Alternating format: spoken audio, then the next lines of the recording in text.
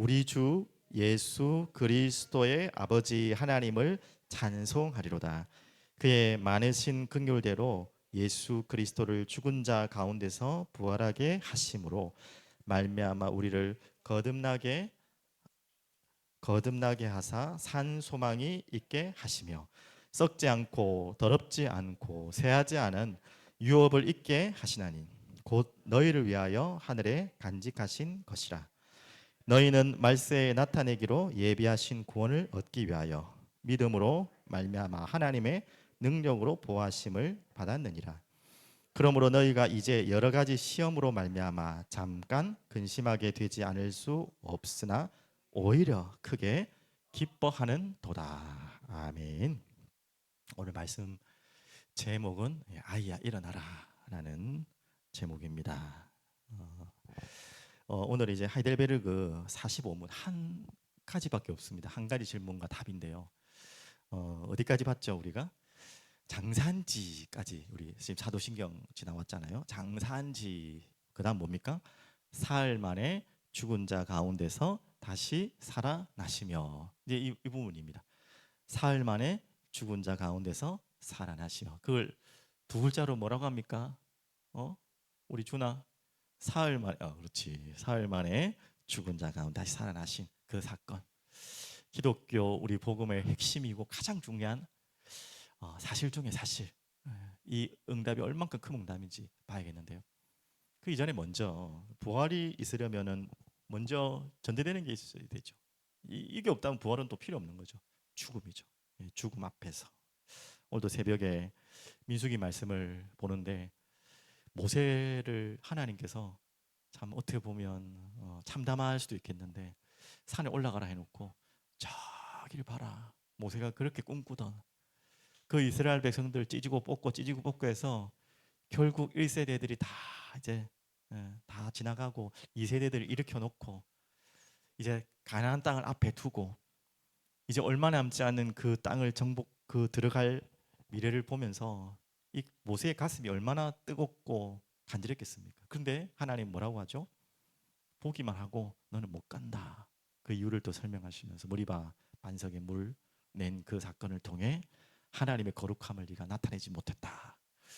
이 말을 듣고 모세가 죽음 앞에서 당장 죽는 건 아닌데 죽음을 예견하면서 죽음을 통보받으면서 하나님의 어떻게 보면 참 냉정한 말씀을 받을 그 모세 앞에 섰죠. 그 모세가 어떻게 반응했습니까? 아우 조금 더 살려주시죠.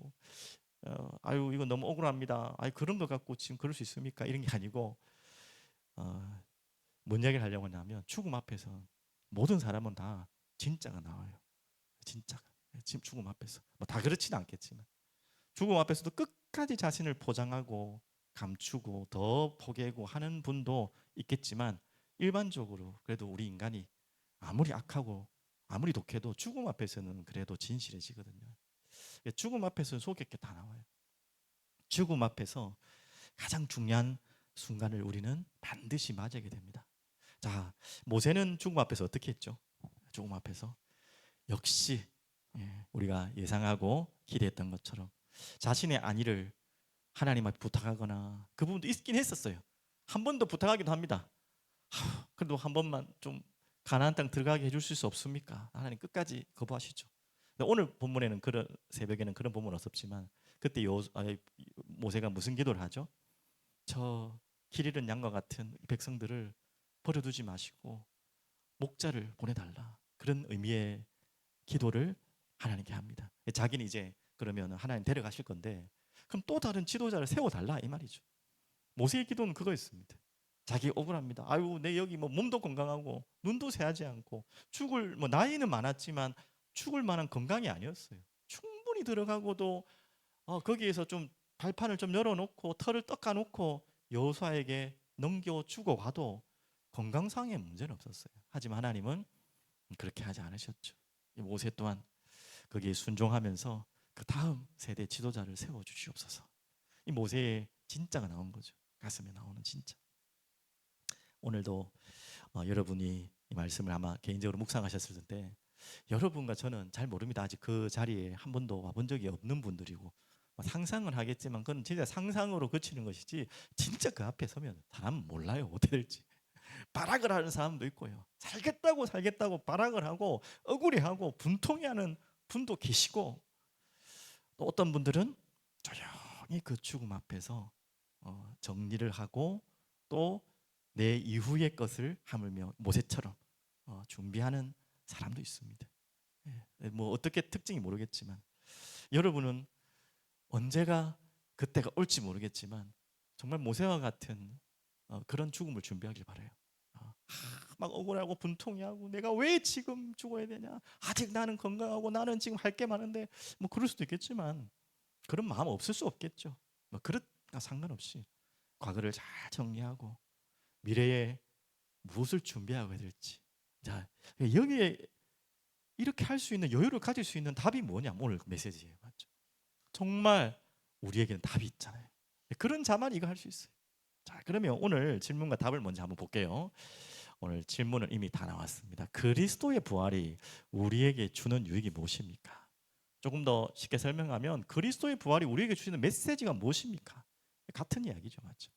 자, 그러면 세 가지로 나와 있는데 뭐 여러분 잘 아는 사실이기 때문에 한번 전체를 보고 제가 한 가지씩 또 나누어서 설명하겠습니다. 세 가지로 나눴는데 제일 첫 번째, 그리스도의 부활이 우리에게 어떤 유익을 주느냐, 우리에게 무슨 메시지를 주느냐. 첫 번째는요, 그리스도께서 부활하심으로 죽음을 이기셨기 때문에 그의 죽음으로 이제 중요하죠. 우리를 위해서 뭡니까? 성취하신 의로움에 우리가 동참하도록 하십니다. 한마디로 우리를 의로움에 동참한다. 그분의 의로우심에 이 죄인인 우리가 감히 의롭다 칭함을 받는다 이 말이잖아요. 그게 동참할 수 있도록. 두 번째, 그의 능력으로 우리도 또한 이미 새로운 생명으로 거듭 태어났습니다. 두 번째는 아시겠죠? 거듭 태어나는 새 생명 얻었다. 세 번째, 그리스도의 부활은 우리의 영광스러운 부활에 대한 확실한 보증입니다. 공수표가 아니라는 거예요. 기분 좋은 말이 아니라는 거예요. 실제로 자신이 보이셔서 그 열매를, 첫 열매를 보셨다는 것이죠. 보증이죠. 자, 이렇게 세 가지인데 바로 다시 정리할게요. 그리스도의 부활이 주는 우리에게 유익이 뭐냐? 제일 첫 번째 뭐였습니까? 금방 나왔죠? 자, 첫 번째 이겁니다. 의로움에 동참하게 했다. 우리를. 어떤 의로움에 동참했다는 말 나왔죠? 자, 성경 구절로 여러분 답을 함께 찾았으면 좋겠습니다. 로마서 4장 25절에 다 함께 읽겠습니다. 우리 아이들도 보세요. 다 같이 봅니다. 예수는 우리가 범죄한 것 때문에 내 춤이 십자가에 죽으셨단 말이죠. 되고 또한 우리를 의롭다 하시기 위하여 살아나셨느니라. 정확하죠. 그분의 의로우심이 십자가에 나를 위해, 우리를 위해, 죄인을 위해 죽으심으로 영원히 죄인으로 죽어야 될 우리를 의롭다 하시기 위해서 그 증거로 그분이 죽으시고 살아나신 사건, 이게 부활입니다. 그러면 우리 부활절 날 말씀 받은 것처럼 예수의 부활이 없다면 우리는 의로울 수 있다 없다? 절대 의로울 수 없어요. 맞죠? 그 증거가 될 수 없어요. 자, 그리고 두 번째는 뭐였습니까? 새로운 생명, 새 생명 얻는다 했죠. 거듭났단 말이죠. 새롭게 태어났단 말이죠. 자, 많은 성경 구절이 있지만 한 구절만, 한 성경만 보겠습니다. 자, 에베소서 2장 4절 5절 다 같이 봅니다. 긍휼이 풍성하신 하나님이 우리를 사랑하신 그 큰 사랑을 인하여 허물로 죽은 우리를 그리스도와 함께 살리셨고 너희는 은혜로 구원을 받은 것이라. 새 생명 얻었다는 거죠. 그래서 6절 다 같이 있습니다. 또 함께 일으키사 그리스도 예수 안에서 함께 하늘에 앉히시니 영원한 새 생명, 거듭난 생명. 이 땅의 생명으로 끝나는 게 아니라 영원한 생명, 하나님과 함께하는 그 생명, 그 길이 우리에게 이루신 부활의 축복의 답입니다. 세 번째는 뭐였어요? 기억납니까? 세 번째 뭐였죠? 뭐였죠? 자, 기억력 좋으시네요. 확실한 보증. 자, 이건 우리가 이번 부활주일날 받았던 말씀 성경 구절입니다. 다 함께 볼게요. 그러나 이제 그리스도께서 죽은 자 가운데서 다시 살아나사 잠자는 자들의 첫 열매가 되셨도다. 이게 이번에 부활절 메시지였죠. 그래서 어떻게 됐죠? 사망이 한 사람으로 말미암았으니 죽은 자의 부활도 한 사람으로 말미암는도다. 그분이 부활의 첫 열매로 확실하게 보증을 주셨어요. 말로만이 아니라 진짜 그분이 부활을 하셨고, 하물며 부활하신 모습을 많은 사람들에게 나타내셨어요. 예, 그걸 보라고. 너희도 이렇게 될 것이다. 너희도 나와 같이 이런 부활의 영원한 미래가 있다. 이걸 보여주고 가신 것이죠. 확실하게 증명하셨어요. 그 의미는 또 뭐가 있습니까? 흔들리지 말라고. 더 이상 절대 흔들리지 말라고. 오늘 그 이야기입니다. 자, 그래서 연결하면 오늘 베드로전서 1장 3절 6절 펴 놓으셨죠? 우리 성경 또 다른 데 안 찾으셨는지 모르겠네요. 다시 한번 볼게요. 이 부활이 주는 유익, 오늘 이 세 가지를 한꺼번에 다 이야기를 하면 오늘 베드로전서 1장 3절 6절로 정리될 것 같아요. 다시 한번 그냥 읽었을 텐데 제가 설명을 해드리겠습니다. 1장 3절부터 한번 보겠습니다. 우리 주 예수 그리스도의 아버지 하나님을 찬송하리로다. 그의 많으신 긍휼대로 예수 그리스도를 죽은 자 가운데서 부활하게 하심으로 말미암아 우리를 거듭나게 하사 산 소망이 있게 하시며, 자 4절, 썩지 않고 더럽지 않고 쇠하지 아니하는 유업을 있게 하시나니 곧 너희를 위하여 하늘에 간직하신 것이라. 자, 그러면서 5절, 너희는 말세에 나타내기로 예비하신 구원을 얻기 위하여 믿음으로 말미암아 하나님의 능력으로 무엇을 받죠? 보호하심을 받았느니라. 6절, 그러므로 너희가 이제 여러 가지, 이제 이게 중요하죠. 이거 이야기하는 거예요. 시험으로 말미암아. 우리가 이 땅에 사는 동안에는 무슨 터라고 했어요? 수요일 날 무슨 터? 전쟁터. 전쟁터인데 매일 시험이지. 매일 싸우고. 나쁜 의미가 아니죠. 당연히 오는 게 정상이에요. 이걸 모르고 사는 게 어두운 사람, 눈이 어두운 사람. 시험으로 말미암아 잠깐 근심하게 되지 않을 수 없으나, 그 다음에 뭐 답이 뭐예요? 오히려 크게 기뻐하는도다. 이걸 찾으라는 거예요. 베드로가 이 말씀을 하려고 부활을 설명하면서 이 베드로 이 전설을 받는 그 독자들에게 말씀을 전하는 것입니다. 오늘 여러분과 저에게도 마찬가지입니다. 이 부활이 우리에게 주는 유익이 뭡니까? 멀리 멀리 있는 우리에게 영원한 답이기도 하지만 지금 오늘의 답이 돼야 돼요. 뭐 죽으면 뭐 천국 가니까 뭐 죽어도 된다. 우리의 미래를 뭐 보장받은 완전한 답일 수도 있겠지만 그것으로 끝난 게 아니라 내가 오늘 지금 당하고 있는 모든 상황과 문제 속에서 이런 정확한 답을 찾아야 된다는 거예요. 잠깐 오늘 맞죠. 잠깐 여러분에게 시험이 안 올 수가 없어요. 하지만 그것이 무엇으로 바뀌게 하신다고요? 영원한 기쁨으로. 자, 그래서 이번 주 본문도 대본이가 딱 연결돼요. 부활, 이 성경적인 예수님 말하는 부활하고 조금 다른 이야기지만 부활을 설명하는 내용이기도 합니다. 아이야 일어나라 그랬죠. 두려워하지 말고 믿기만 하라. 그 전에 그 말씀하셨죠. 누구에게 그 말씀하셨죠? 야이로에게 하신 말씀입니다. 자, 두 사람이 이번에 인물로 나왔습니다. 누굽니까? 이번 주일날 두 인물이 나왔잖아요. 누구 나왔죠? 아이 뭐? 아이 엄마? 갑자기 짬뽕이 돼버렸네. 엄마는 안 나왔는데. 아빠지. 아빠 이름 뭐예요? 아이로? 아이유? 야. 야이로. 야이로. 그리고 이름 없는 여인이 있었다. 근데 하나의 특징이 있잖아. 어떤 여인이었죠? 이름 없는 여인인데 무슨 여인? 특별한 여인이 있죠. 어떤 병을 앓고 있는? 혈류증. 혈류증. 예. 이 두 사람이 첫 번째 한번 보겠습니다. 혈류증 여인의 이야기가 나왔죠. 이 여인은 아시다시피 12년 동안 그 고통을 당하는데 전 재산을 다 탕진해도 고칠 수 없을 만큼. 근데 그것도 힘든데 돈도 잃고 몸도 잃고 하는데 더 힘든 게 뭐라고 했죠? 그거 힘들겠죠. 그걸 어떻게 안 힘들겠습니까? 더 힘든 건 어떻게 보면 마음이 힘든 거예요. 왜? 자기는 부정한 자다. 고립되고 단절되고 사람 앞에 나설 수 없는 문둥병 환자같이, 나병 환자같이 완전히 고립된 인생. 12년을 그렇게 살았다고 생각해 보십시오. 몸도 아픈 것도 서러운데 사람들한테 완전히 이제는 고립되어서 단절되어 살았던, 진짜 말 그대로 무덤 속에 동굴 속에 갇혀있던 인생이었죠. 근데 이 여인이 나오게 됩니다. 그리고 그 많은 사람들, 그런 곳에 가면 안 되는데 그 용기죠. 어떻게 보면 이거는 뭐 무책임한 게 아니라 자신의 믿음과 용기예요. 예수님이라는 그분이 온다는 사실을 듣고 그 용기를 내고 사람들이 있는 것을 근처도 안 갔던 여인이 그 많은 사람들 군중 속으로 들어갑니다.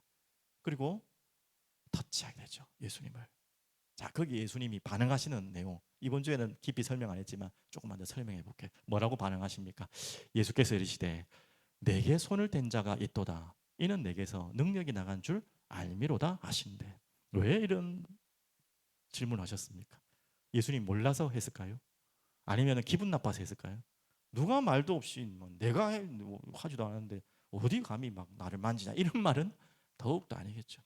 왜 갑자기 민망하게? 그 여인 입장에서는 그냥 조용히 그냥 낳고 가도 되잖아. 조용히 그러면은 뭐 아무 뭐 시끄럽지도 않고. 근데 예수님 일부러 그 여인을 찾고 누구냐 다 하시면서 그렇게 하셨습니다. 그 이유가 뭐예요? 다음 구절에 있습니다. 여자가 스스로 숨기지 못할 줄 알고 아유 뭐 잠시 그냥 몰래 했다가 숨을 다 했겠죠. 어떻게 보면 그런 부분도 있었겠죠. 하지만 이제 그런 시간이 아니구나. 그래서 알고 떨며 나와. 왜? 자기가 어떤 존재인지를 아니까. 거기서 막 사람들 앞에 드러나야 될 존재가 아니잖아요. 숨어 있어야 될, 짱박혀 있어야 할 신분인데 엎드려 그 손댄 이유와 왜 내가 그렇게 했는지, 그리고 곧 나은 것을 어떻게 해요? 모든 사람 앞에서 말하니. 예수님이 왜 누구냐, 내 몸에 손댄 자가 누구냐라고 질문한 이유를 알겠죠, 맞죠? 그 여인이 일부러 커밍아웃이 나와라. 이제 더 이상 갇혀 있지 않아도 된다. 이제 나와라. 그리고 말하라. 무슨 말인지 알겠죠? 무슨 말을 하라는 것입니까? 병이 나은 것을 말하고 이 병을 낫게 하신 그분이 누구이신지를 말하라는 것이죠. 이제 진짜 완전히 동굴에서 나와.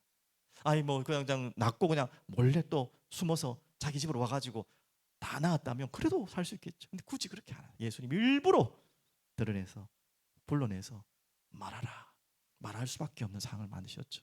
이게 또한 예수님이 하신 일입니다. 또 48절에 보니까 예수께서 시대 그러면서 하신 말씀 또 한 가지. 이 여인이 착각할 수 있잖아요.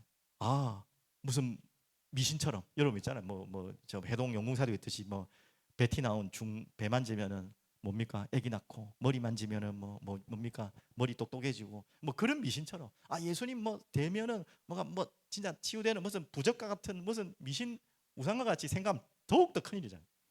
그것도 안 되기 위해서, 오해하지 않도록 하기 위해서 이 여인이 예수님을 터치한 그 사건이 얼마나 중요한 사건인지 정확하게 얘기하죠. 예수께서 이르실 때 따라 내 믿음이, 이게 답인 거예요.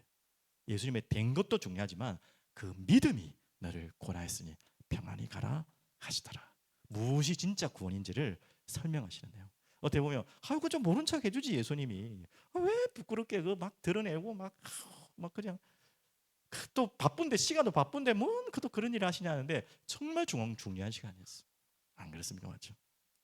그러면서 두 번째 야이로의 딸. 자, 그 일 때문에 지금 시간이 늦어졌습니까? 어떻게 됐습니까?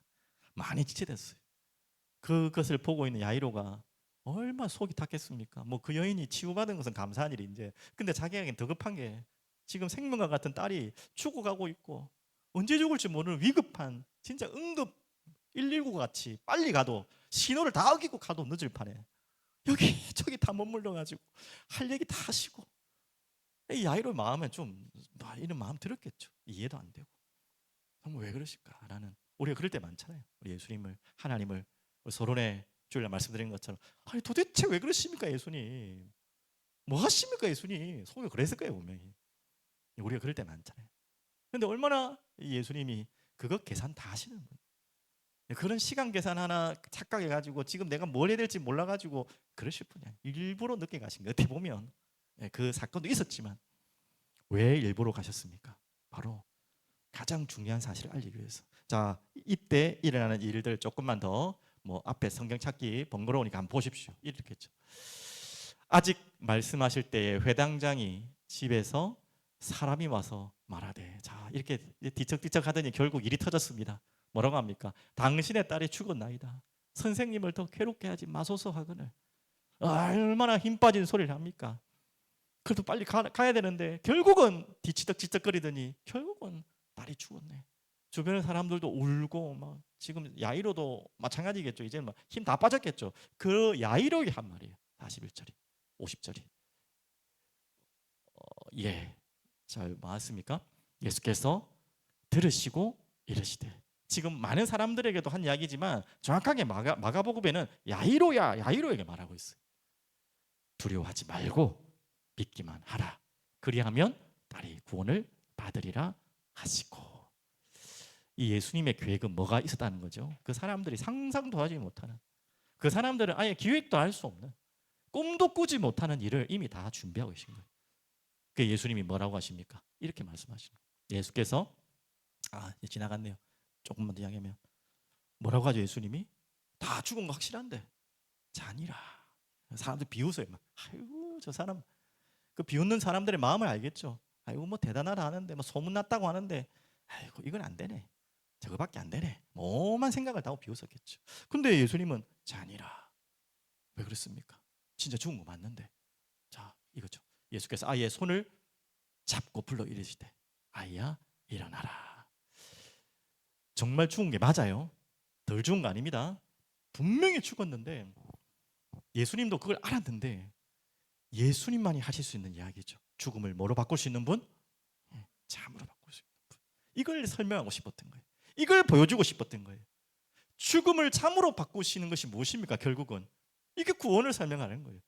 모든 사람 다 죽어야 되는데 우리가 이제는 부활이라는 그 응답을 받았다는 것은 잠자는 자들로 바뀌었잖아요.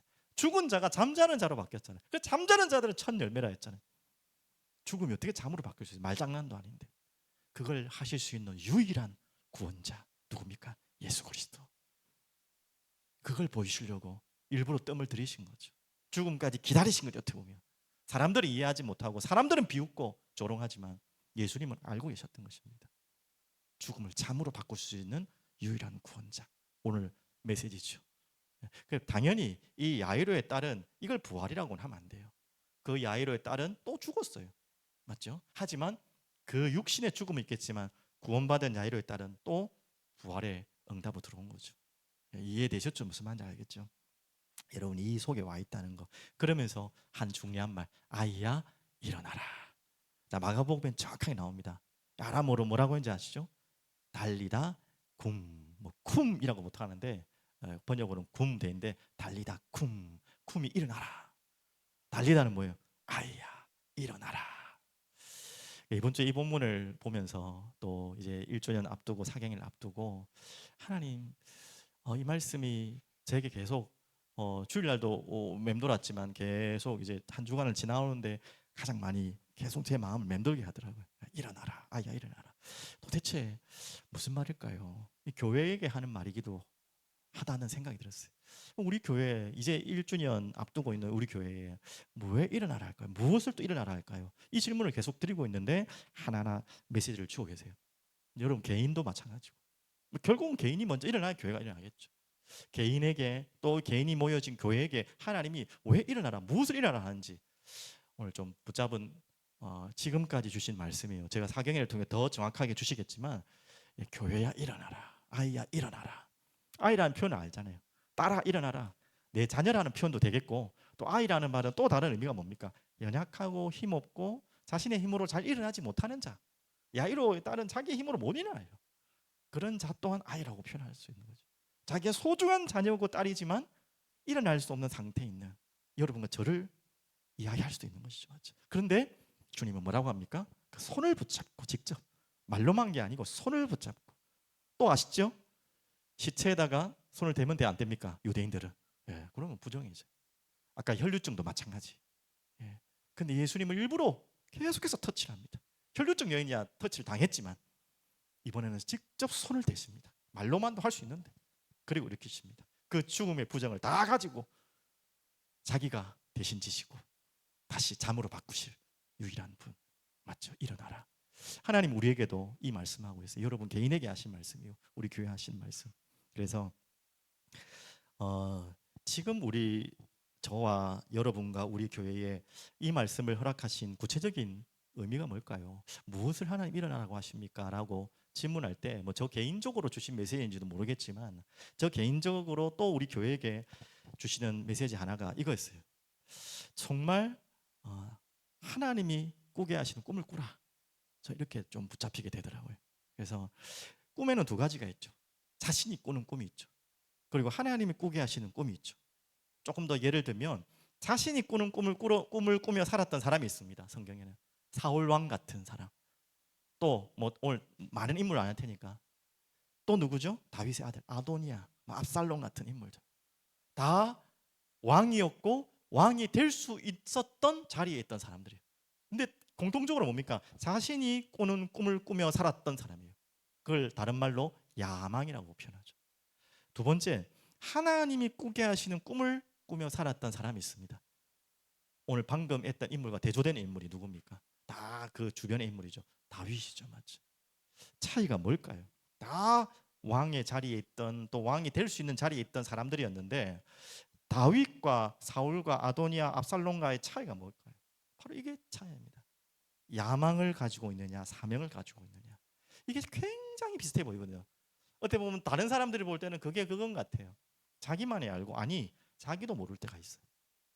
이게 내가 야망이 아니라고 생각하는데 야망일 수 있고요. 그럴 수 있다니까. 나는 하나님 꾸게 하신 꿈이라고 생각하는데 그 야망으로 자꾸, 아니면 그게 짬뽕이 될 수도 있고. 이게 복잡한 이야기죠. 하나님이 우리에게 꾸게 하시는 꿈은 뭐냐? 하나님이 꾸게 하시는 이 사명을 찾으라. 왜 이 부분이 제게 또 부딪혔냐면 이제 우리가 이렇게 교회를 세워 나가면서 이제 과거에 여러 가지 메시지도 우리가 받았고 찾으면서 여러 가지를 바르게 해야겠다는 많은 메시지를 찾았지만 그거를 바탕으로 해서 이제는 하나님이 우리에게 사랑이 흐르는 교회가 해야 될 야망이 아닌 하나님이 꾸게 하실 꿈을 찾으라는 메시지 같아요. 그래서 요즘 계속 민수기 메시지를 보고 있는데 민수기에서는 하나님이 이들에게 무슨 꿈을 꾸게 하셨습니까? 가나안이라는 꿈을 꾸게 하셨어요. 모세는 그 꿈을 항상 꾸고 있었죠. 그리고 죽음 앞에서도 하나님을 일부러 보이셨어요. 모세에게 자, 가지도 못할 땅을 정말 마음에 정말 애잔할 만큼 보게 하시고 하나님은 모세를 데려가시죠. 끝까지 그 꿈을 모세에게 멈추지 않고 죽을 때까지 꾸고 들어가지는 못했지만 꾸다가 가도록 했죠. 그리고 그 꿈꾼 자들만이 가나안 땅 갔습니다. 야망을 가슴 속에 있던 자들은 다 광야에서 다 무너졌어요. 결국은 다 무너졌어요. 그 2세대들 후세대들이 하나님의 은혜로 갔지만 하나님 꾸게 하신 꿈을 꾼 거죠. 그런 것처럼. 근데 너무 재미난 거는 이 가나안 땅에 들어가기 전에 아시죠? 이미 우리 민수기 읽어봤지만 민수기는 가나안 들어가기 전인데 각자 지파들마다 땅을 다 배분을 해놔요. 그래서 숫자도 정하고 숫자가 많은 지파일수록 땅을 넓게 배분해주고 숫자가 작으면 당연히 배분이 작고 공정한 것이죠. 하지만 어디로 갈 것인가? 뭐 바닷가 쪽도 있고 완전 내륙도 있고 지역이 여러 장. 그것을 어떻게 또 합니까? 제비뽑기로 또 나눕니다. 그래서 미리 들어가기 전에 꿈을 꾸게 하고 들어가게 해요. 하나님은. 그게 바로 각자 지파에게 허락하신 하나님이 꾸게 하시는 꿈이에요. 그게 이제 어제 메시지 연결되죠. 슬로바앗의 딸들이 뭘 합니까?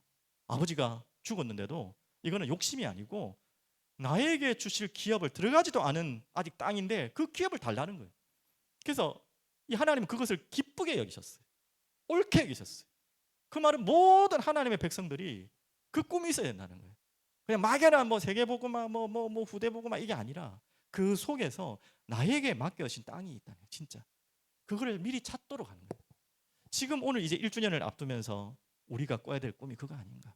우리 사랑이 이런 게 맞죠? 우리가 바르게 정확하게 교회다운 교회를 기도 제목대로 찾았지만 그걸 찾는 지금 시작이 아닌가?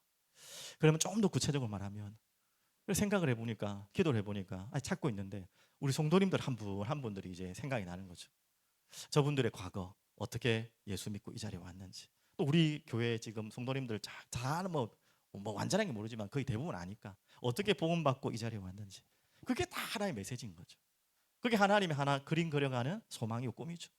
이런 것들을 다 종합해서 그 과거와 또 이렇게 함께 모이게 하신 이유와 이걸 다 함께해서 사랑이 흐르는 교회가 해야 될 사명을 찾는 정말 다른 교회도 해야 될 것이 있지만 우리만이 할 수 있는 우리만이 해야 될 그 땅을 찾는 꿈을 꿔라. 그렇게 일어나라. 그냥 안주하고 안일하게 멈춰 있는 것이 아니라 그래서 우리가 1년을 딱 지나 보니까 어느 정도 이제 저만 그런지 모르겠지만 좀 안정은 된 것 같아요. 그전에는 정말 막 여러 가지 복합적인 불안함과 또 억울함과 여러 가지 막 울분과 여러 가지 짬뽕을 됐다가 이제는 어느 정도 정리되고 안정이 되고 평안하면 되는데 반대로 또 주의해야 될 게 있죠. 그 안일함이 되면 안 되죠. 예, 안일함이 되지 않는. 그래서 엊그제 한번 뭐 저번에도 뭐 좀 보니까 그 1년 전에 샀던 그 저 책상 저 뭡니까? 저 걸상이죠. 의자. 저게 다 풀려 있더라고요. 1년 딱 지나니까. 뭐 처음에 뭐 잘 꽉 안 쪼았었는지 모르겠지만 그건 아니겠죠. 그리고 나사가 풀려 있는 거죠. 그럼 어떻게 되면 다시 쪼아줘야 되죠. 아니면 뭐 무너지잖아요.